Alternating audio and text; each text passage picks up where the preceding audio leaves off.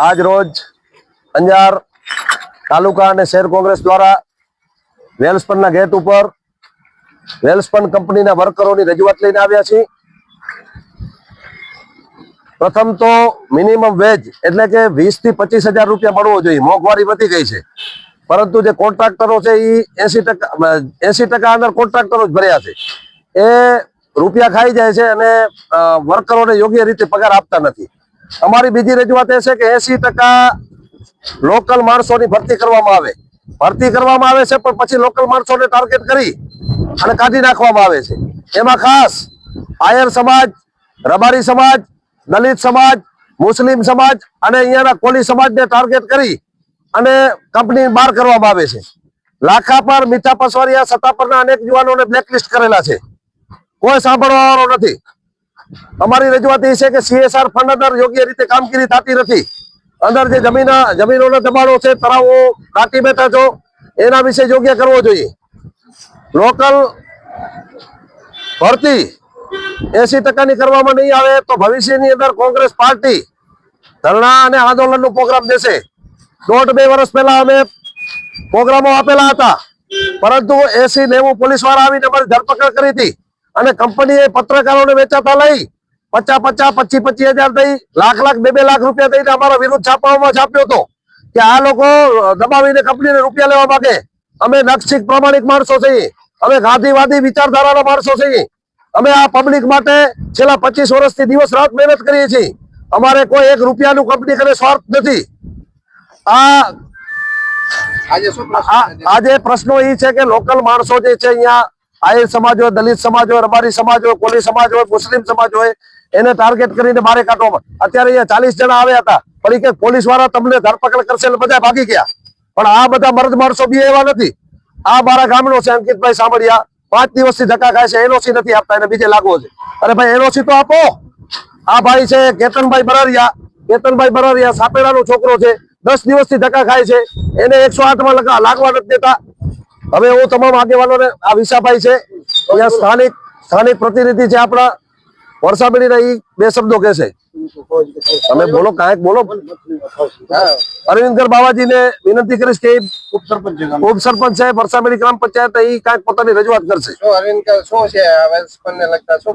જી, હવે અમે અત્યારે વરસાબેડી ગ્રામ પંચાયત ઉપર ઉપસરપંચના પદ ઉપર બેઠા છીએ, ત્યારે અમારી પાસે અનેક રજૂઆતો આવતી હોય કે સમજી લો કે લોકલ માણસને લગાવવા નહીં, લોકલ માણસનો પગાર વધારવો નહીં, લોકલ માણસ જરાક ફોલ્ટમાં આવે તો એને તરત બ્લેકલિસ્ટ કરી નાખવા, આવા ઘણા મુદ્દા આવે। એના પછી અમે ઘણી વાર રજૂઆત કરી, પણ રજૂઆત સાંભળવામાં આવતી નથી। એ કાંક ને કાંક એવો મોટો ગુનો બતાવી દે એટલે કોઈને રાખવાની એ ગણતરી જ નથી કરતા રહે। પછી સમજી લો કે અમારે અનેક વાર રજૂઆત કરી, જેમ સમજી લો કે વરસામેડી ગ્રામ પંચાયતના જે રોડ રસ્તા છે, જે રાજમાર્ગ અહીંયાથી અંજારથી મીઠી રોડ જવાનો રાજમાર્ગ, વરસામેડીથી મેઘપરનો, ગળપાદાના, એવા અનેક રસ્તા છે રાજમાર્ગ, જે રાજમાર્ગ દબાવી બેઠી। પ્લસમાં સમજી લો કે કોઈ બિચારા ખેડૂત માણસ બિનઅધિકૃત દબાણ કરી અને ખેતી કરતો હોય તો એની પાસે તંત્ર આવીને ખાલી કરાવી નાખે અને એને એના માટે દંડ નાખી દે। પણ એવી ઘણી જમીન વેલપનમાં કે જે બિનઅધિકૃત દબાણ ઉપર બાંધકામ કરી બેઠી। અનેક રજૂઆતો કરવા છતાં આજ મારો એક કેસ હાલે છે 782 પૈકી 2 નો, 781 પૈકી 2 નો। હવે એમાં ખરેખર જમીન જ બિનઅધિકૃત દબાણ છે। બિનઅધિકૃત દબાણ ઉપર મોટી બિલ્ડિંગ બનાવી નાખી। એના મેં સંકલનમાં ફરિયાદ કરી, મેં કલેક્ટરમાં અનેક વાર રજૂઆત કરી અને એ આખી ફાઇલ બનાવી। અને હવે તો મારે એવું વિચાર છે કે હવે મારે આ ગાંધીનગર મૂકવું પડે। બાકી આના આધારે આ સમજી લો કે બિચારા ખેડૂત ખેતી કરવી હોય તો ઘણો વિચાર કરે, ખેડૂતને દંડ કરે। કંપનીને શું કામ દંડ નથી કરતી? કંપની આવા મોટા બાંધકામ કરી બેઠી। પછી અમુક જગ્યાએ સરકારીમાં બાંધકામ કરતા હોય, આપણે એની પાસે પૂછવા જાય બાંધકામની મંજૂરી, તો કે અમારે પંચાયતની મંજૂરીની કોઈ જરૂર હોતી જ નથી, તો પંચાયત શેના માટે બનાવી? એટલે આવા ઘણા અનેક મુદ્દા છે જે હું તમને અમુક લેખિતમાં પણ આપીશ। દબાણો બહુ છે, અંદર તળાવો પૂરી બેઠા છે, રસ્તા બંધ કરી બેઠા છે। એ ઠીક છે, સ્થાનિકોને લાખ માણસોને રોજગારી મળે છે, તો એ બધો નોર્મલ હોય તો એ આખા ડાકાન પંચાયતે કરે, સ્થાનિક આગેવાનો પણ કરે, પણ યાર લોકલ માણસોની ભરતી તો કરો, પગારો તો સારા આપો। અમુક સમાજોને ટાર્ગેટ કરીને બારે તો ન કરો।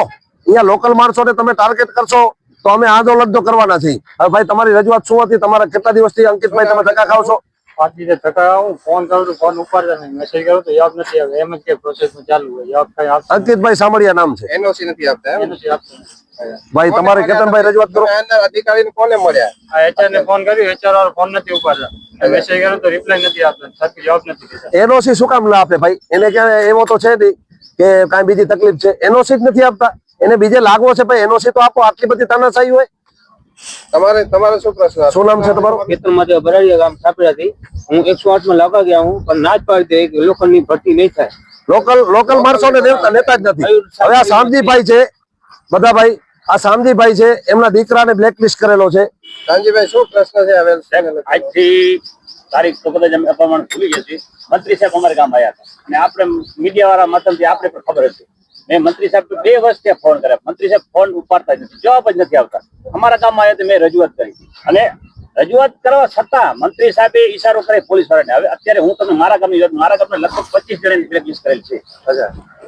મંત્રી સાહેબ ને રજૂઆત, મંત્રી સાહેબ કોઈ જાતની કાંઈ રજૂઆત સાંભળતા નથી. પોલીસ વાળા એ સાહેબ આજે હમણાં ઘડીક પહેલા અમારા ગામના લોકો 10 જણા હતા. આ પોલીસ વાળા આયા, હું ડરાવી ધમકાવી લઈ જાય કે ભાઈ તમે કાંઈ પણ કરશો તો તમને પોલીસ અમે ઉપાડી જશે, તમારે કોઈ જાતનું કાંઈ અહીંયા રજૂઆત કરવાની નથી. સાહેબ મને, અને હું આજે હજી તમને કહું, મારા માથે પણ અત્યારે એટલો દબાણ છે પોલીસ વાળા, તારા ઉપર એટલું દબાણ છે અને તને ધરપકડ કરશે, તું ક્યાંય ગોતી જડશ નહીં, તું આ ખોટી રીતે બીજાને ચડાવે. ભાઈ હું કોઈને ચડાવે સૌ નહીં.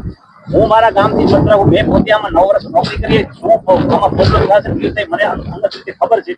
મને અત્યારે એટલો ટાર્ગેટ કરવા આવે, પણ મને ગમે ત્યારે ધરપકડ કરાવી અને મને ગમે ત્યારે અંદર નાખી દેશે. શામજીભાઈએ એક એની રજૂઆત કરી હતી, ધારાસભ્ય એના પ્રોગ્રામ ગામમાં કરવા આવ્યા ત્યારે, કે ભાઈ સાહેબ તમે ફોન નથી ઉપાડતા, અમારા દીકરાઓને બ્લેકલિસ્ટ કરે, અમારા ગામના રોડ રસ્તા બરાબર નથી, ગટરના સમસ્યાઓ છે, ખેડૂતોની પીડાઓ છે, તમારા માણસો રસ્તા બંધ કરી બેઠા છે, ગામમાં ગૌચર પડતરમાં દબાણ કરીને બેઠા છે. એના માટે શામજીભાઈ રજૂઆત કરી, મેં વિડીયો જોયો હતો. તો એની અંદર તો એને પોલીસ વાળા ઉપાડી ગયા. બીજે દિવસે પોલીસ વાળા વળી પાછા એને દબાણ કરીને વળી પાછા બોલાયા હતા કે ભાઈ આગા પાછા થશો તો મેળ નહીં પડે. એટલે આટલે આ કોઈ તાનાશાહી છે ભાઈ? આ લોકશાહી જેવું કોઈ રહ્યો નથી. અત્યારે પણ અમારી જોડે 50 માણસો હતા, પણ ધમકાવ્યા એટલે બીજા બધા છોકરાઓ આવ્યા હતા જેને બ્લેકલિસ્ટ કર્યો હતો, એ બધા ભાગી ગયા. એને એમ કે પોલીસ વાળા અંદર નાખી દેશે. આ અમે કંપનીને જગાડવા માટે આવ્યા છીએ, બરાબર, કે ભાઈ તમે જાગો. એટલા માટે આ મંજીરાનો પ્રોગ્રામ રાખ્યો છે. લોકલ માણસોને એને ન કરો, આયર સમાજને, રબારી સમાજને, કોલી સમાજને, દલિત સમાજને, મુસ્લિમ સમાજને ટાર્ગેટ ન કરો, લોકલની ભરતી કરો. વગાડો મંજીરા, વગાડો ભાઈ.